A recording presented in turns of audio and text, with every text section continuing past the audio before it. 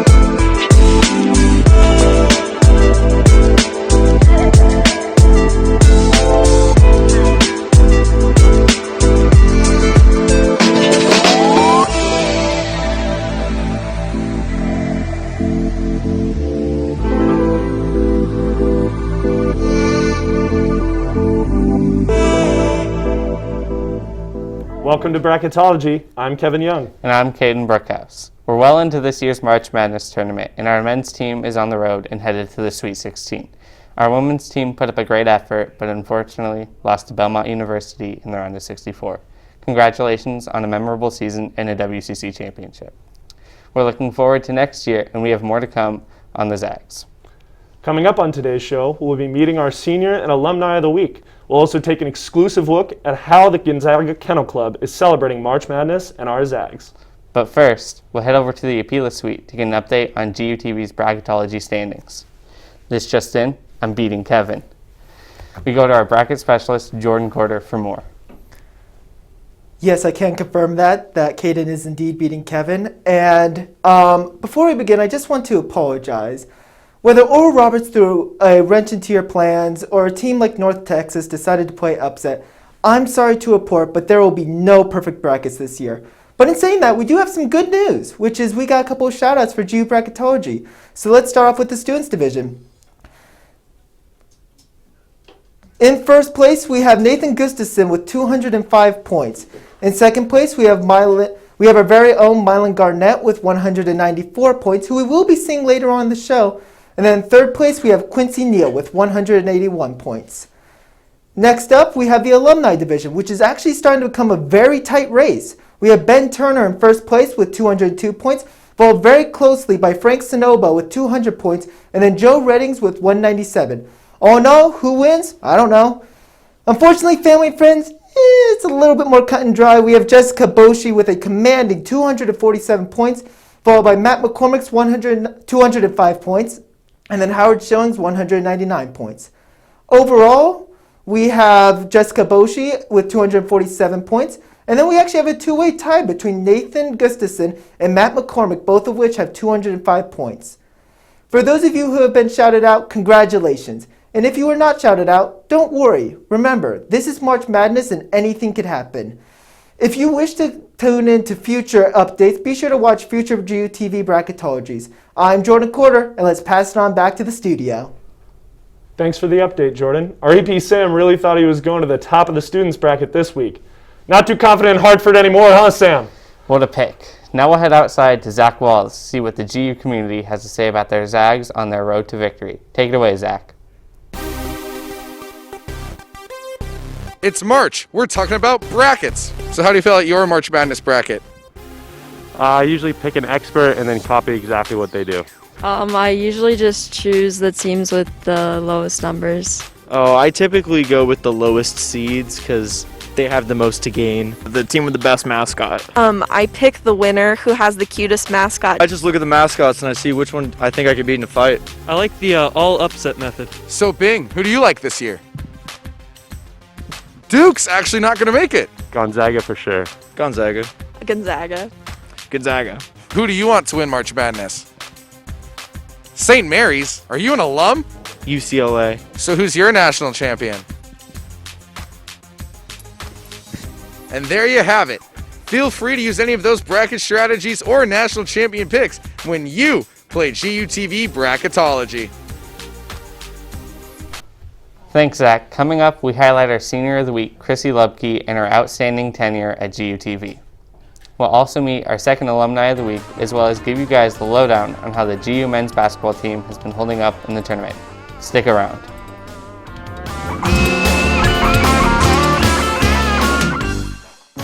What is faith?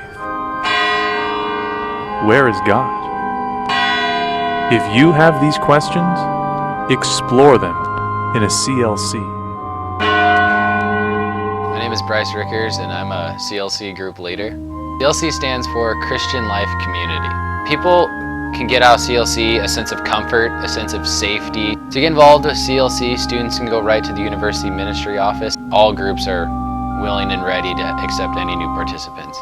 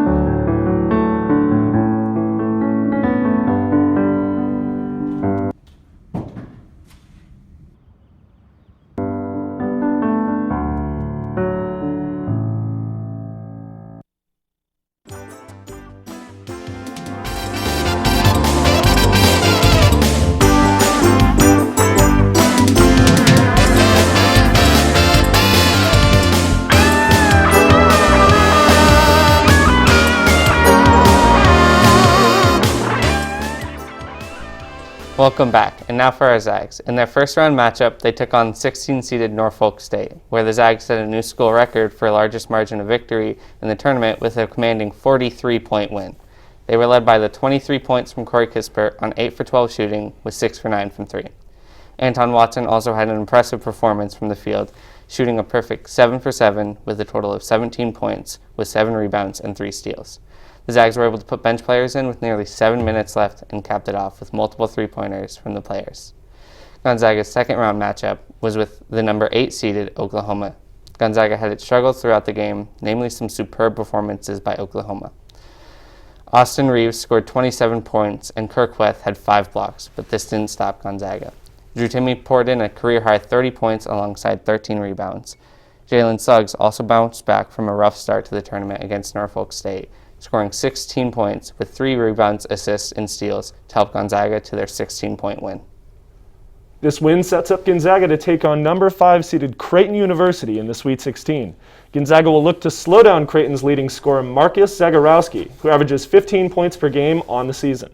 Gonzaga's Corey Kispert will look to continue his efficient shooting performances, while Timme looks to do the same on his scoring outbursts, clearly caused by the stash.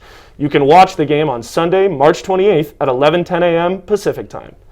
This week's Senior of the Week has been a GU broadcast major since her freshman year and has made quite the impact on our media department. We hear from Chrissy Lubke about her time at GUTV. Today on Bracketology, we are once again highlighting our Senior of the Week. Whether you know her from her work on the kennel board or her time in the studio, you know that Chrissy Lubke is going to leave an impact wherever she chooses to go next. I came to Gonzaga because I was really interested in the broadcasting program. That truly was the thing that brought me in, and from there it's just been flying colors. I jumped right into the broadcasting department as soon as I got here. And then ever since then, it's just been something that I've been super passionate about. Hello and welcome to the second installment of GUTV Bracketology. My name is Chrissy Lubke. I love GU. It's just so special to me. Chrissy wanted to pursue a career in sports broadcasting, so she picked up a sports management minor. The intersection of her two focuses has been invaluable to her time at GU. It has been such a great addition to GU, to my experience here, because I get to see the other side of things. I get to see the people I would be working with, who I'd be interviewing, who I'd have to get in contact with, because you just have so much more empathy for them that way. When the largest 3-on-3 tournament was forced to go virtual this year, they needed an assist from the Spokane community. Also a broadcast major with a sports management minor, Ryan Meza is a close friend of Chrissy's and was not surprised by her success. Chrissy is just so outgoing. She's always just such a go-getter as well. She always has this goal of hers and she wants to achieve it. She doesn't care how long it's going to take, what she needs to do it. She's going to do it. As for her future career plans, Chrissy's been granted a coveted spot with Teach for America. She'll be moving to Indianapolis to teach high school English, but has no plans to leave broadcasting behind her. I think there's a really big crossover between the English as a teaching opportunity and broadcasting. I think I can incorporate media literacy into my program. I wasn't really exposed to the idea of media literacy until I came to college, and so if I'm able to pass on those skills and those knowledge that I have to the other students, starting from the time maybe they're in 9th grade, they're freshmen in high school, that would be so cool. It would start a trend of knowing media that would just blast them off into the future. It's still in my heart. I love to edit videos. I love to shoot videos, even if it's just on my own. And so I'm just going to keep on doing that through my 2 years that I'm committed to Teach for America, and then we'll see what happens next. All of us here at GUTV wish Chrissy the best of luck as she joins the rest of our alumni across the country. Spotlighting the Senior of the Week, I'm Bailey Dunlap. Thanks, Bailey. And now for our Alumni of the Week, who's a part of Gonzaga's graduating class of 2016 and was a reporter for KXLY for 3 years before she transitioned into her new career. We go to reporter Sophie Oliver, who sat down with GUTV alum Caroline Rourke. In 2016, Caroline Rourke was GUTV's Senior of the Week. She was described by her peers as having a drive that elevates everyone around her, and spoke about some of the goals she had for after graduation. I'm a big overanalyzer, and to think about how I could do something rather than just doing it and trying is, I think, something that's going to be really prominent for me in the years to come. Now, Caroline returns as our Alumni of the Week to talk about her path after Gonzaga and whether or not she achieved this goal. I'm still very much an overanalyzer, but my time at KXLY, which is where I worked for 3 years after graduating from Gonzaga, that, they prepared us pretty well for the nature of the news industry. So we knew that, right, it's day turns, it's quick, it's fast, it's a lot of work. And pretty quickly in that job, I realized, you don't have time, right, to think. You have to go. While Caroline enjoyed working in news, she ultimately realized it wasn't the path for her. News I always think about as kind of the first step a lot of times in affecting change, social change, because you're bringing to light an issue or you're bringing context to an issue. And that was a super cool way to get my start in, the professional world. But for me, in my time at Gonzaga, kind of pining to be a part of the next step of that, right, which is taking that mantle and making the change. Her Gonzaga education prepared her not only for a career in news, but for her current work as a communications associate at the Association for Community Affiliated Plans. What I do and what we do in this organization, it's very kind of niche health policy. And I did not know really anything about it coming into it. And I remember, I still am, but especially in the beginning of this job, feeling really grateful for my experience as a news person. Certainly something I learned during my time at GUTV, of being able to kind of take these really specific, fine, wonky issues and break them down and make them broader and make them accessible to somebody, right, who might not know the ins and outs of whatever you're talking about. I'm still using those skills that I was able to gain at GUTV and at KXLY, but doing it kind of for a group that really takes the idea of improving lives to heart. More than 5 years later, Caroline is still showcasing what her GUTV peers said about her. She has a drive that elevates everyone around her. For GUTV, I'm Sophie Oliver. Thanks, Sophie, for that look at a thriving GU alumni out in the world and in action. After the break, we'll get to take a sneak peek at how the Kennel Club is adjusting to viewing and celebrating March Madness. We'll also see how our alumni are supporting their alma mater in this year's run at a national championship. We'll see you here after the break.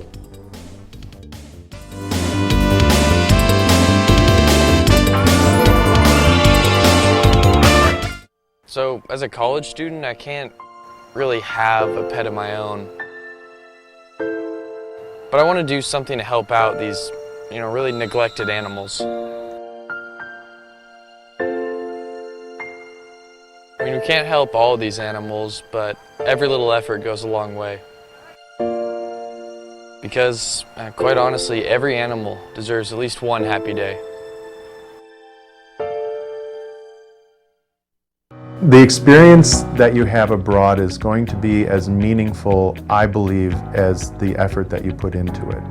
I hope that what Study Abroad and what the Center for Global Engagement in particular does is that it opens up the whole campus to both differences and both that engagement, that willingness to change, and by doing that lift you up in a way that expands your mind and helps you engage the world in a different way. Go abroad.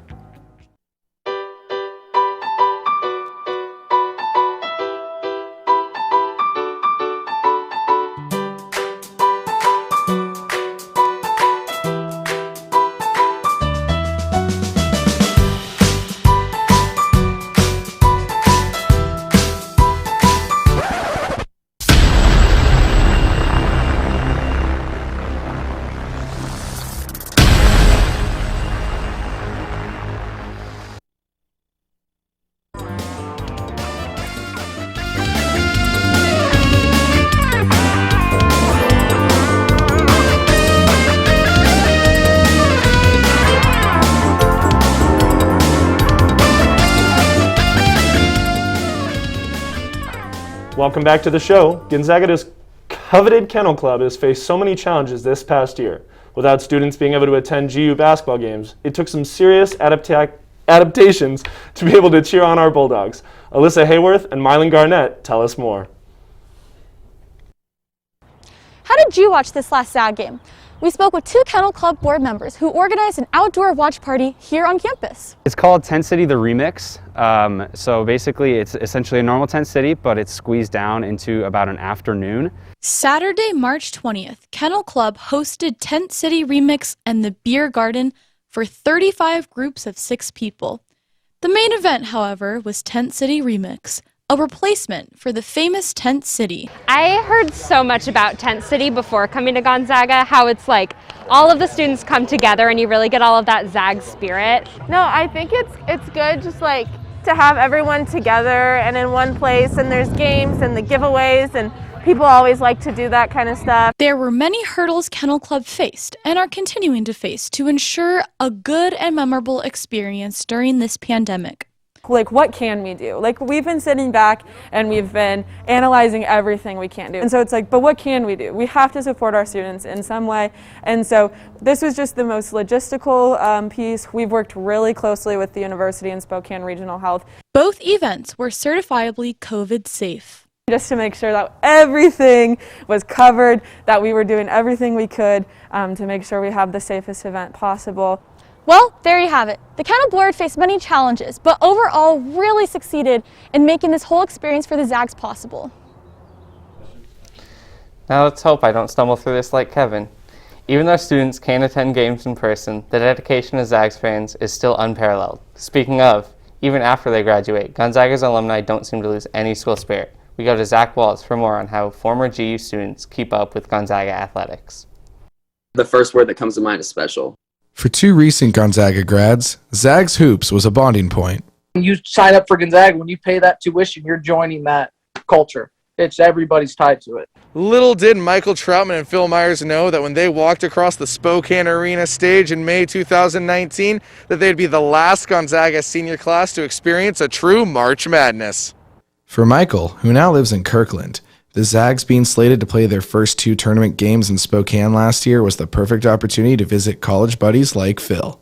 So I actually had tickets to go because it's obviously Gonzaga was going to be number 1, going to be in Spokane, and I was so excited. While that reunion fell through, the Zags hope these alums remain close with college friends despite the distance separating them. Especially if it's a close game or it's about to be a big game, like you'll notice that that group chat that might have been dead for a while all of a sudden starts waking up. You'll have an intense game and you'll get a FaceTime call or something from somebody you haven't talked to in a month or so. And like a lot of people who, good friends with, but like haven't really, gotten to see a lot or, even talk to in a while. It's definitely been, a really good way to kind of reconnect and, be able to bond, over the basketball team. The changes in a COVID college hoops world has also altered the plans of the Alumni Relations Office. It's very, very different. So we love to do these huge, or almost every year, our biggest pregame rallies are in Las Vegas. So we do these really fun, almost like a big tailgate. And then we've tried different things. We have some Zoom pregame celebrations where we're talking about trivia and we're talking about, we're watching some videos of the team or of past teams and getting that same energetic feeling as much as we can. It's events like these that Alumni Relations hope can bridge the gap, and so we can have big watch parties and alumni events around the tournament again. And for guys like Phil and Mike, soon they don't just have to text about Gonzaga basketball, they can watch their games with their buddies like they're supposed to. In Spokane, Zach Walls, GUTV. We're going to hear a word from our sponsors, but after the break, we'll talk with own GUTV's Mylan Garnett and some special guests about Zag basketball on Hoop Chat. Don't go anywhere.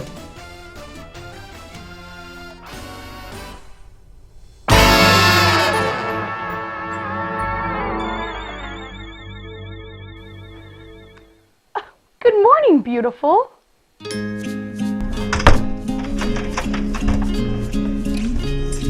Hey, I like your smile.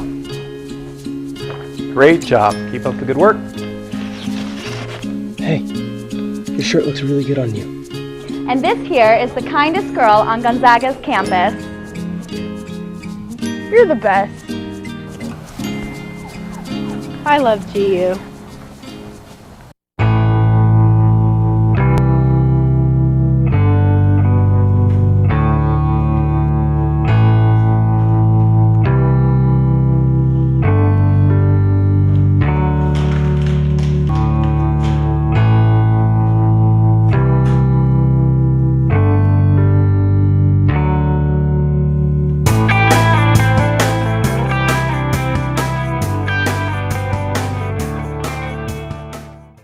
Chances are you've walked right on past it, but the Next Gen Tech Bar is the new spot for your tech needs. Their new support center is by students for students. Don't be intimidated by their white lab coats because they are more than happy to help. Whether you need a password reset, software update, or a new Ethernet cable for your computer, the NGTV staff has got you covered. So come on by and get the help you need today.